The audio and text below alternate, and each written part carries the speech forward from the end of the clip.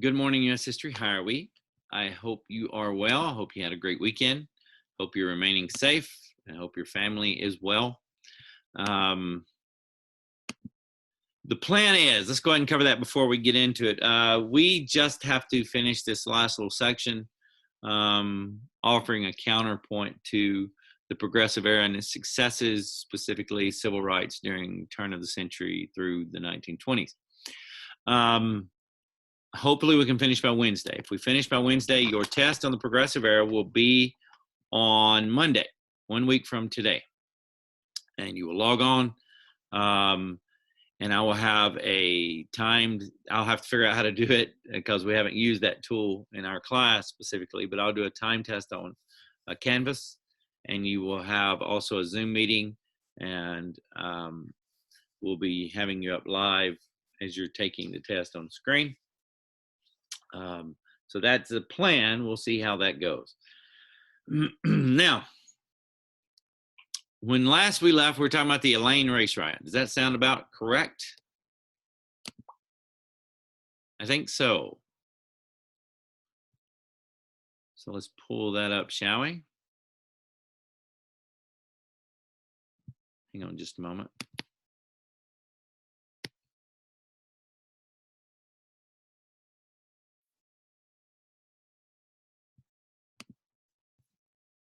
There we go.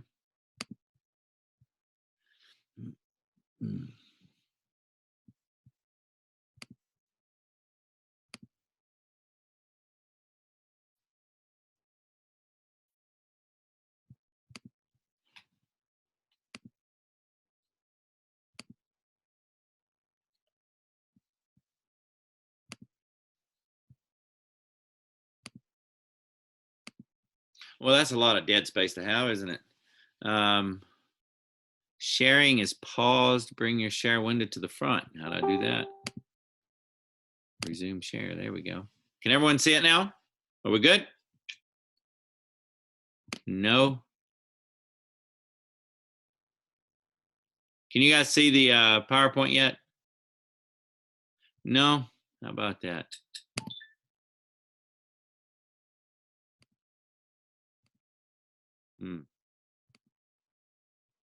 Thank you. Let's try this. How about now, guys?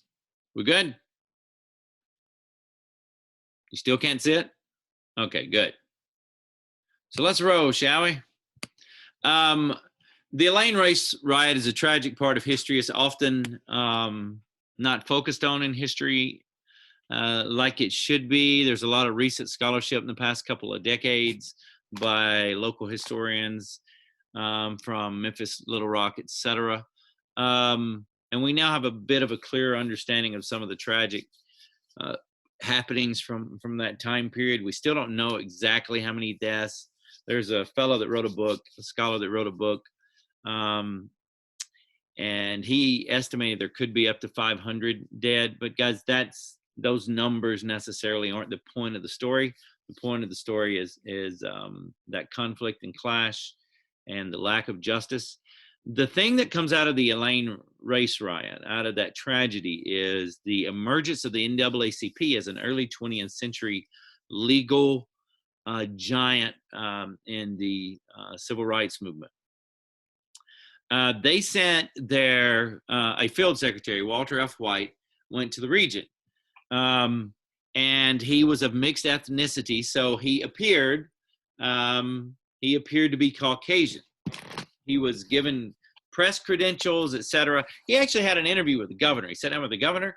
The governor gave him carte blanche to interview. He went through the area interviewing white and black residents, etc. And the governor thought it would be a piece supporting the use of National Guard, because they had presented it that way, that it would be supporting the governor's decision, etc. But he wound up publishing his findings in the Chicago Defender and the Crisis, which is official NAACP magazine.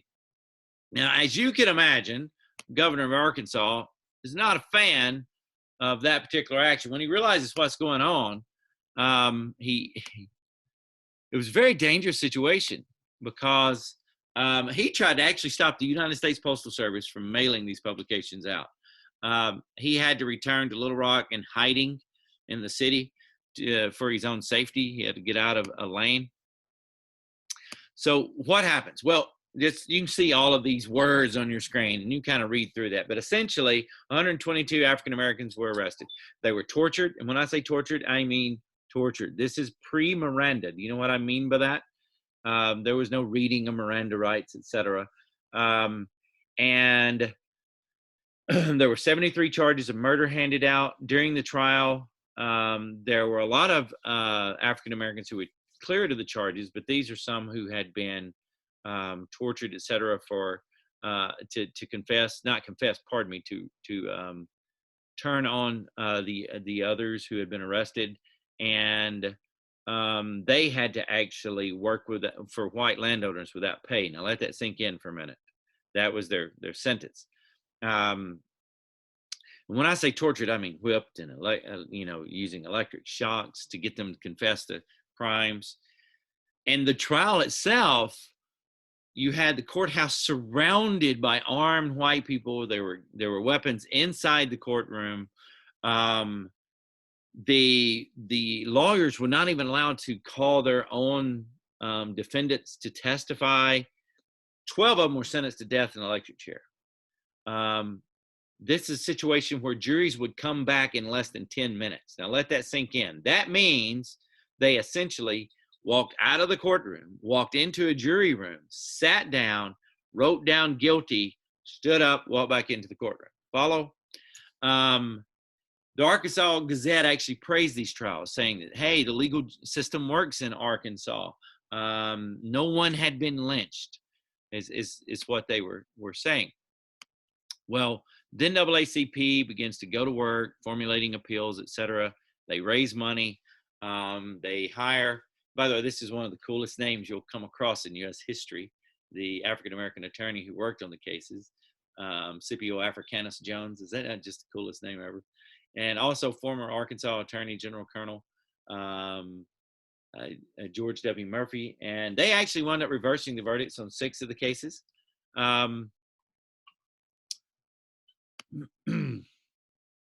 For the other 6, their death sentences were upheld.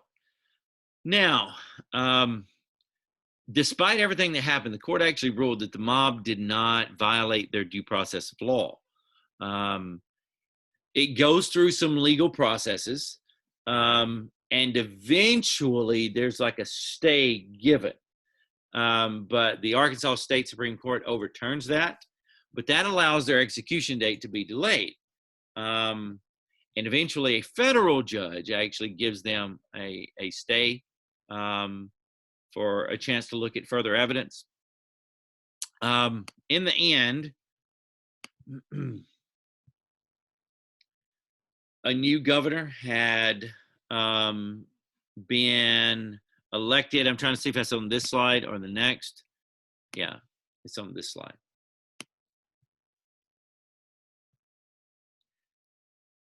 Governor Thomas McCray received a letter from the attorneys, and he begged them to release the other defendants. The reason being, the new incoming governor who had just been elected but not sworn in yet was an actual member of the KKK, and he was telling the governor, you know this is wrong, you know this is unjust, and they will be sentenced to death almost immediately.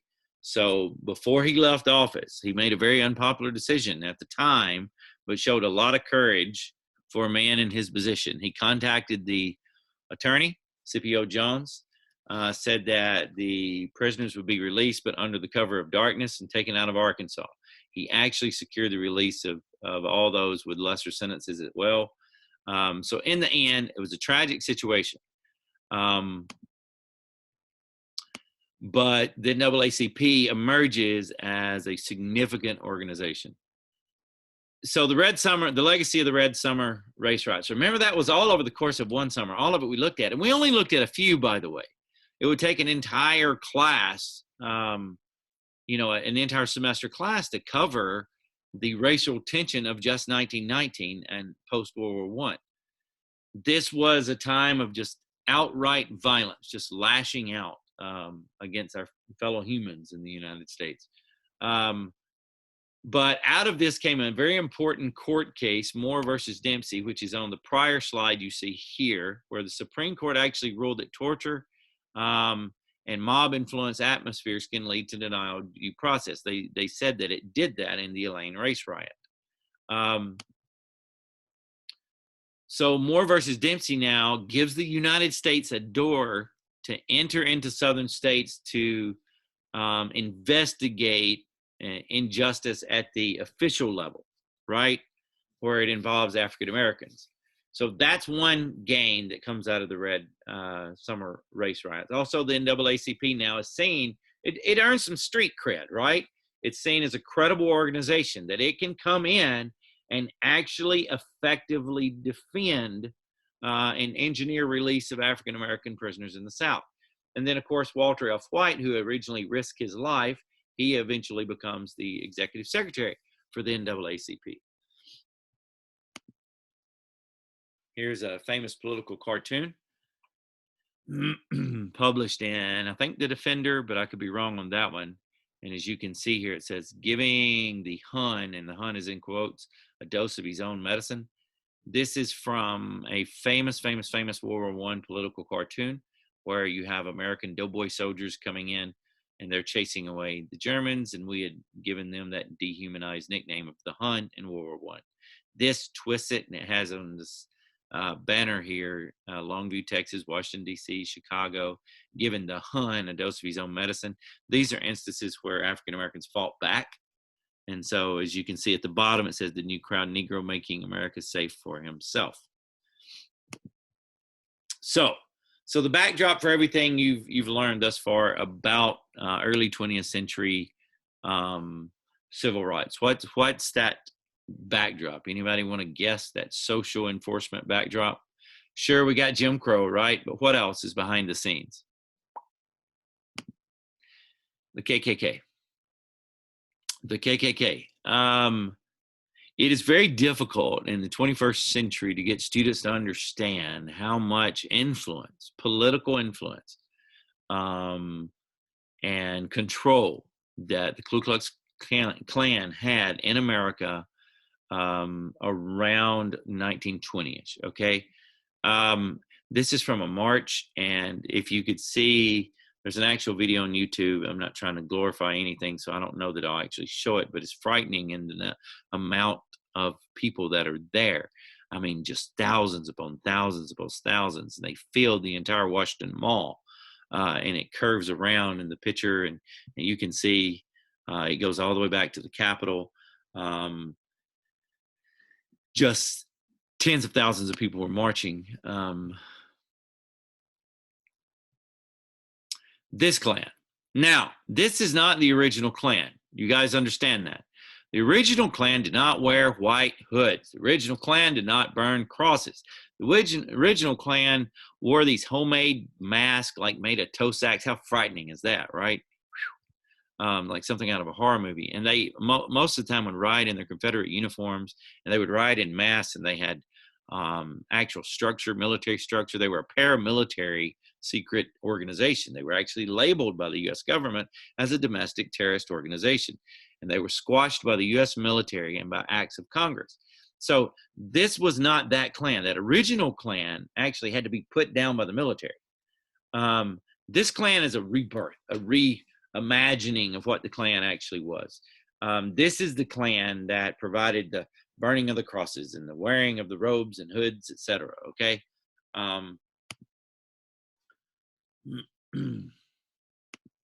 So how did the Klan get started? I'm not here to debate Civil War buffs on whether or not Forrest actually had a hand in the creation of the KKK. It's pretty well accepted by most historians that he indeed was the founder of the original Klan. Nathan Bedford Forrest. There are a lot of people who still idolize this man across the South.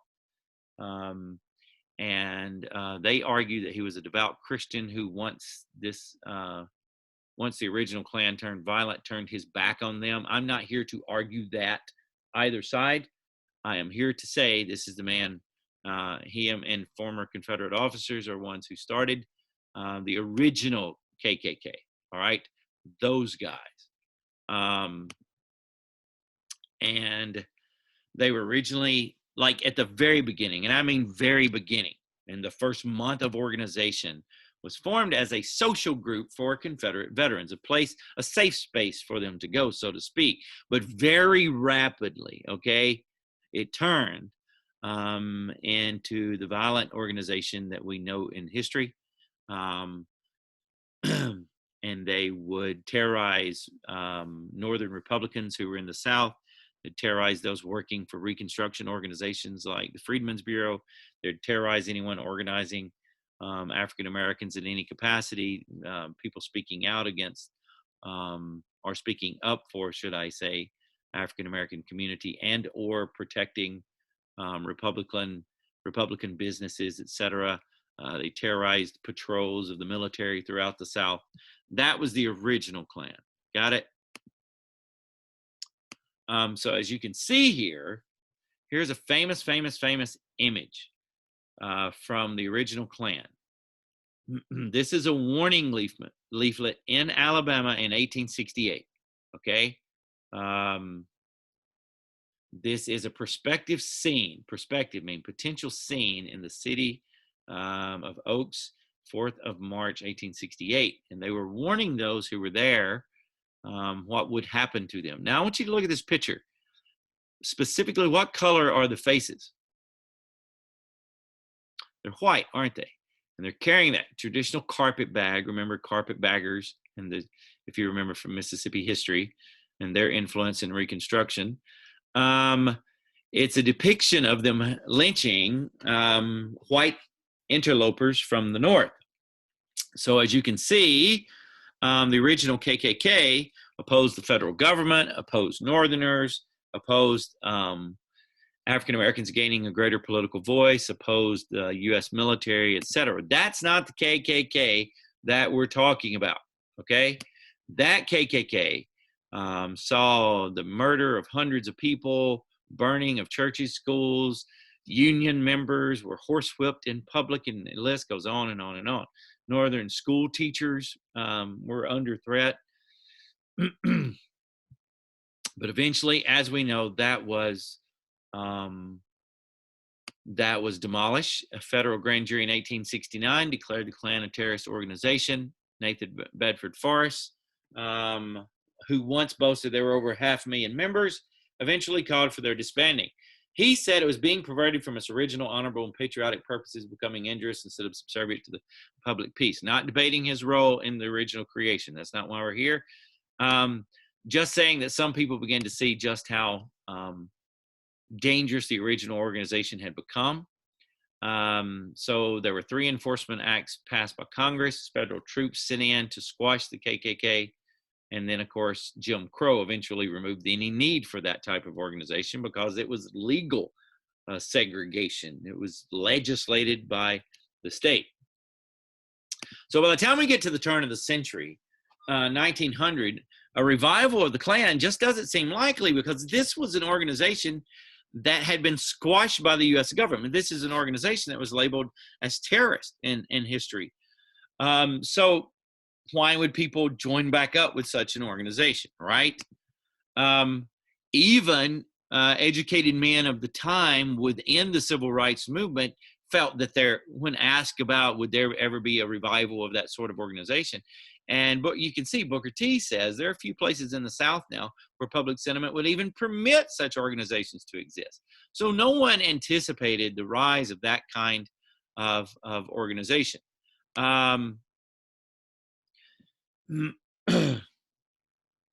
So the original Klan had become disorganized. We already discussed that. There were legislative acts passed, military involvement, etc. And it had ceased to exist for decades. It was done. It was gone. It was demolished. There was no secret KKK hanging around. It was just gone. Okay, so when we say a rebirth and a revitalization, we mean technically a rebirth of a brand new institution, okay, using that idea. So why was it reborn? We remember that whole nativism idea. Well, that led to, should I say, a rise in quote Anglo-Saxonism, unquote. Also, The Klansman was written, and D.W. Griffith's movie Birth of a Nation, the events surrounding poor young Mary Fagan, and then, of course, the creation on Stone Mountain, Georgia. So these are rather self-explanatory. Immigration, Anglo-Saxonism, you get that. We've covered nativism. You understand what kind of movement it was. You can probably logically extrapolate how that led to Anglo-Saxonism and the rise of it. The Klansman was a book written that was a romantic look at the KKK. Okay, it was a historical rewriting of what it was, and it was seen as a very serious scholarly work. And when I say romantic, I don't mean romantic as in kissy kissy mwah, mwah. I mean romantic as in the literary meaning of romantic, that emotion-filled writing.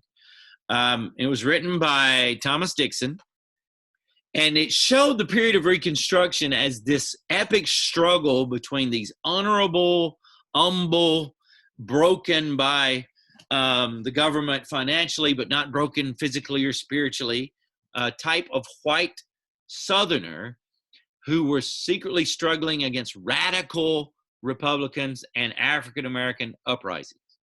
And you can see, here's an image from the book on the right. This is the way, this is all you need to know about the book. This is the way I presented it. As you can see, by the way, you can see the little tricks used here. How much taller is this landowner? And how much pride do they show them as having, right? And as you can see, they're in chains. And you have this line of African Americans just lined up to take their shot at them. And you can see the horrible little imagery at the bottom here. Take that from your equal, you know. This is the approach and perspective that the book had, okay?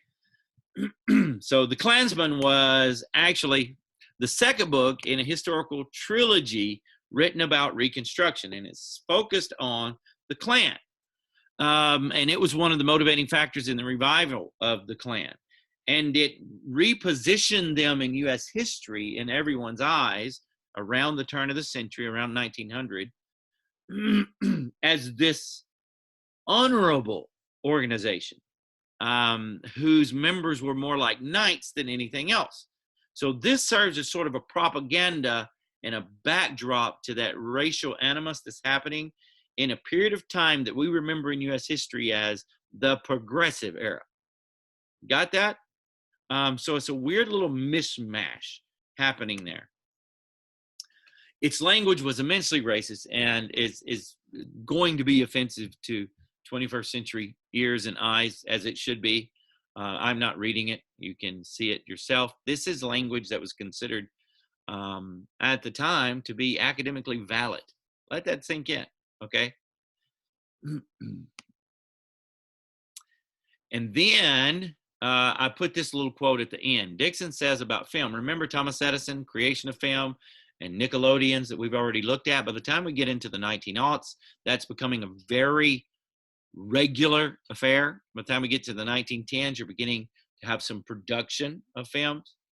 And the author, Thomas Dixon, said about film that is the moving picture man is not merely the purveyor of a form of entertainment. He's leading a revolution in the development of humanity. As profound as a revolution is that which followed the first printing press. Why would we print what this author says about movies? Why do we care what he says about movies? Any guess? Who wants to guess? Why would we give a rip about what the writer of The Klansman thought about the medium of movies? What do you think's about to happen next? They're going to make a movie about the book? There you go. They make a movie about the book.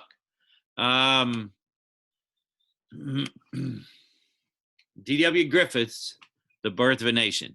Now, this poster from the movie is all you really need to know about the movie, isn't it?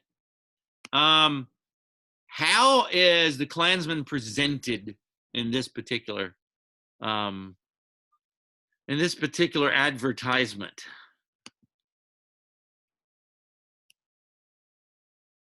I would say it makes him appear like a knight. You're exactly right, and that's what it does. It repaints these as old school knights. That's what it does. It shows them as knights. Guys, this movie is very difficult to describe the impact it had in the time period in which it was released. Now, it's on YouTube in full grand scale, and if you care to watch the whole movie, you can. It's not that long. But it's an absurd retelling. And to you, it'll look goofy, but it was revolutionary in its art style as well as the way it told the story.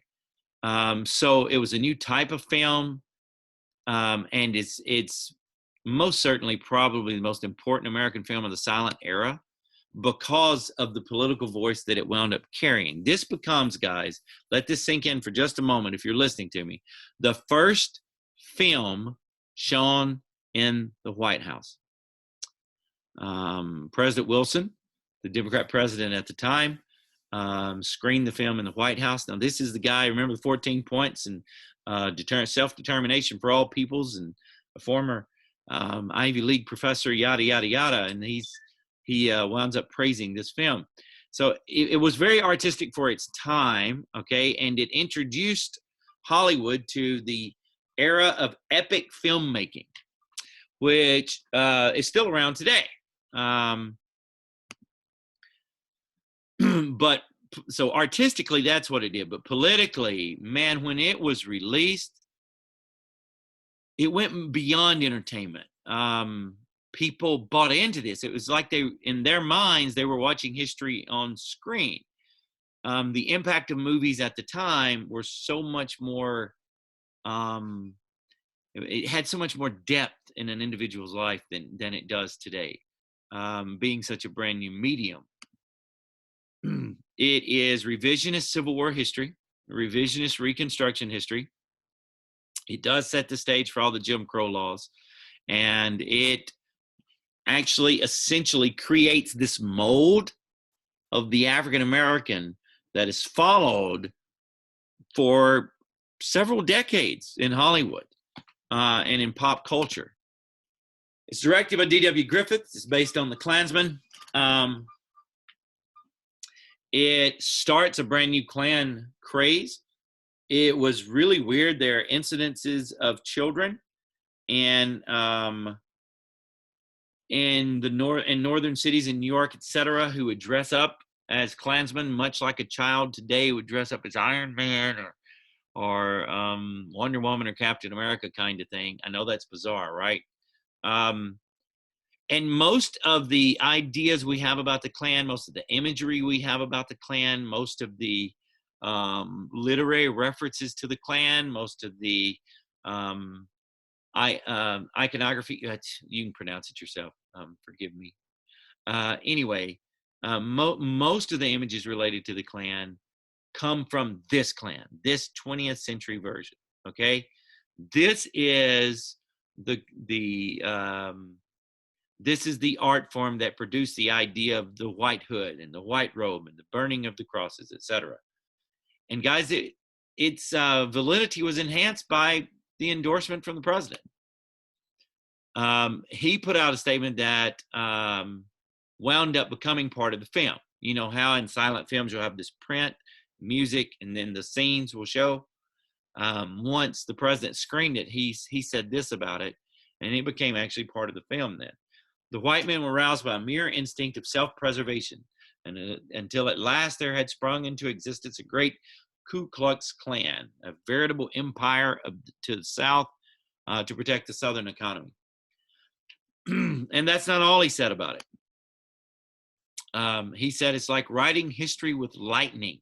And my only regret is that it is all so terribly true.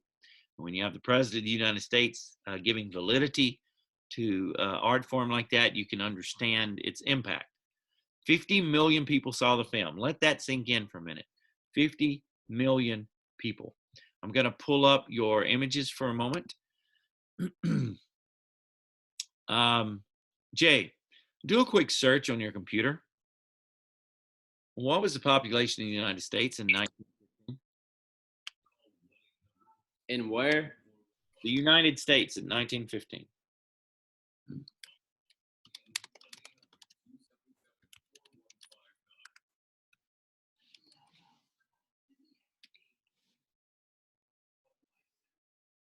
152 million. In 1915. Oh, 15. I thought you said 50.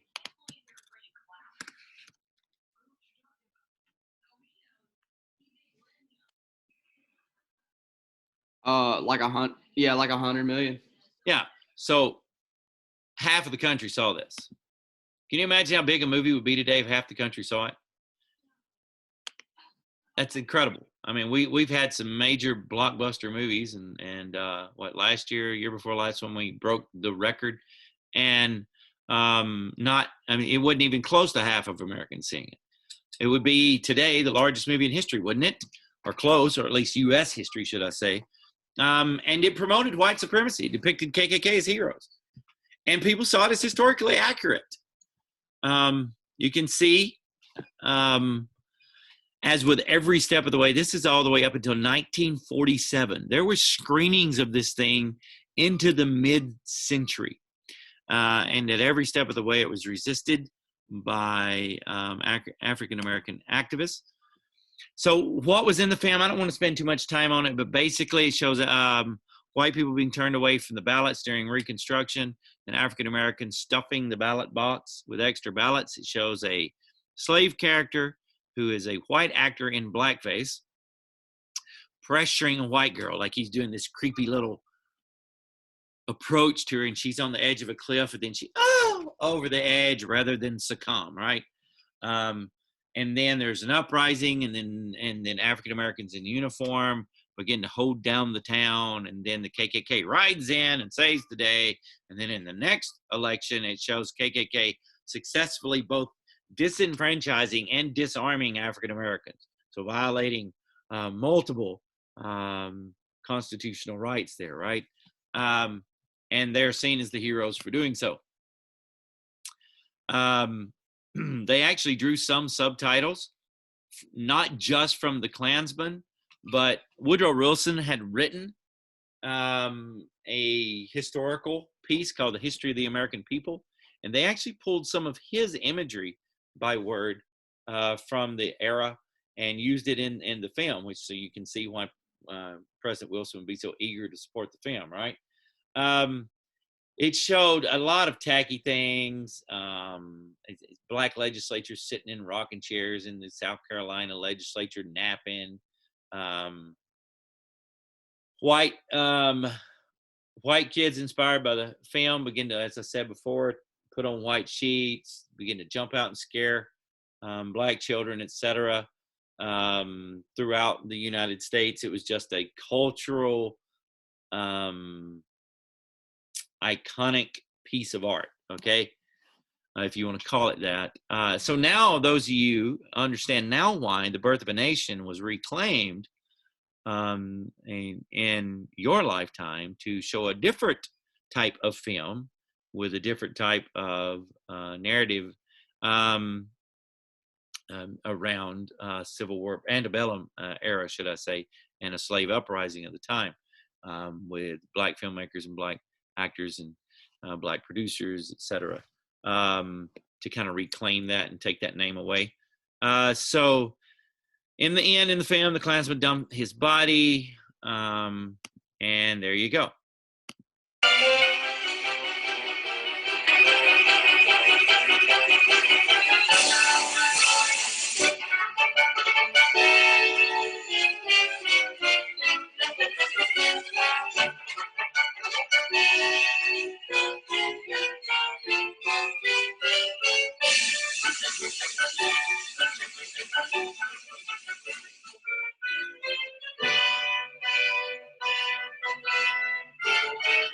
Okay, I'm not going to show too much of it. As you can see, there's a long amount of it, and you can skip to where poor cabin under attack, and who rides in and saves the day. KKK. Bizarre, isn't it? Isn't it bizarre to see that? And what happens is KKK chapters begin to pop up across America. But let's get to the actual birth of it. By the way, the movie itself, there were objections to it. There were protests to it. Hang on.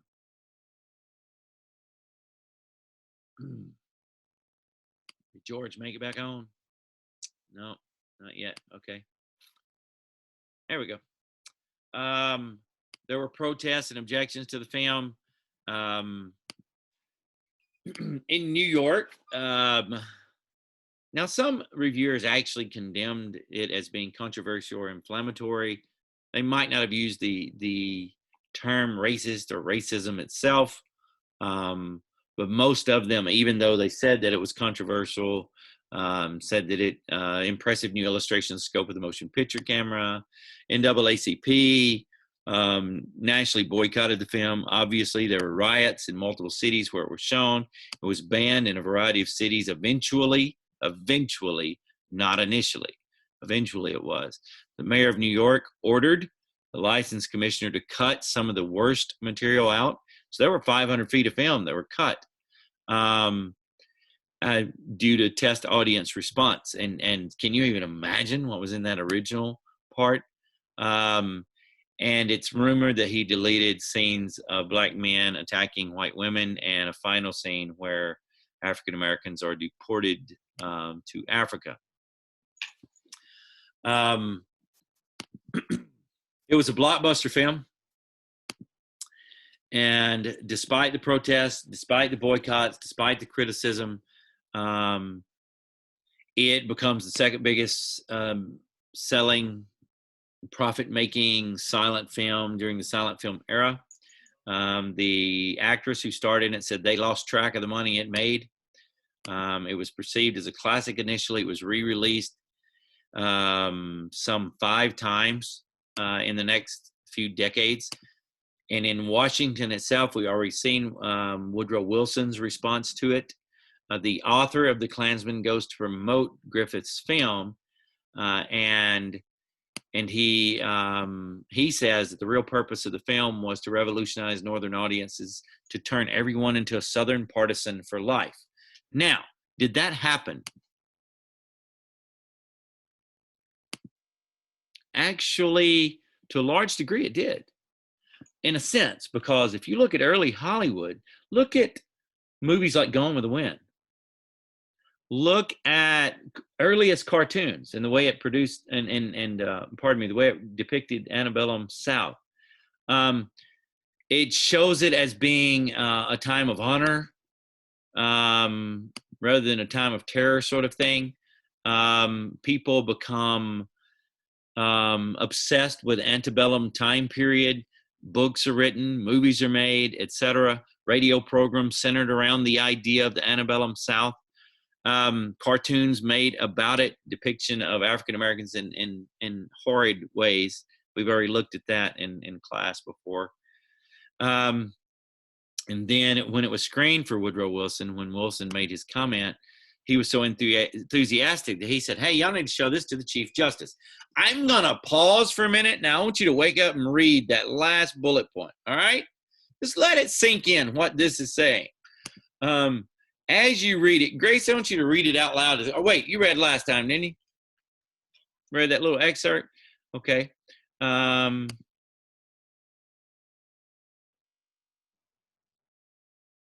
Seems like everybody I'm going to call on, I always pick on. I don't know how it's that way, right? But we're just randomly going to pull someone up here.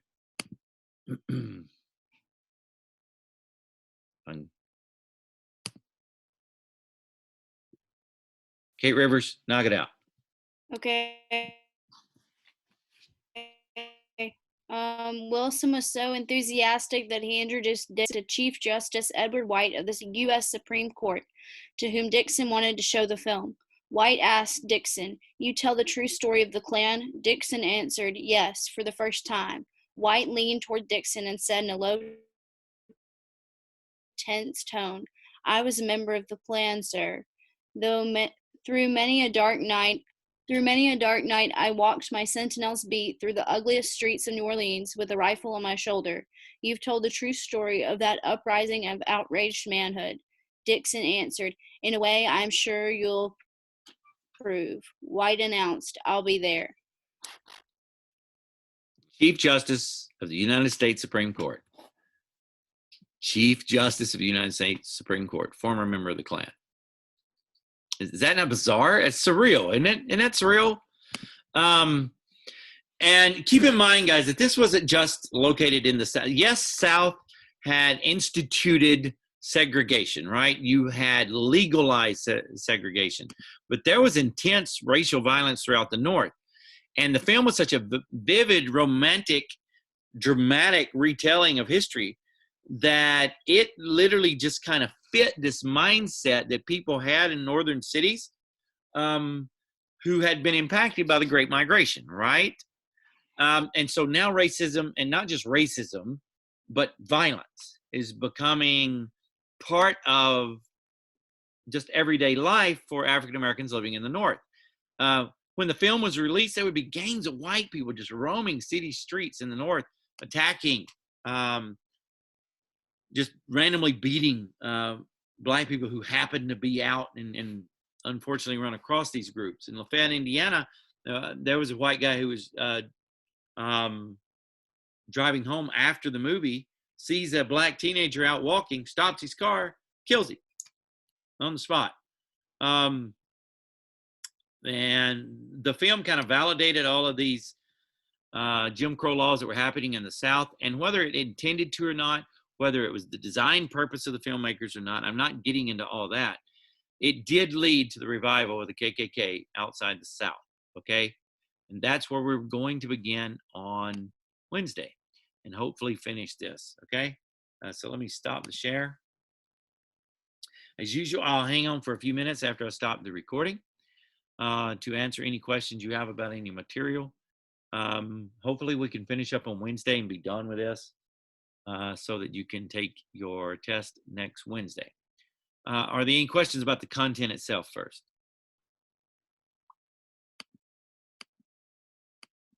No? Guys, as always, I'm proud of you and your effort, and I love you and I'm praying for you. Stay safe.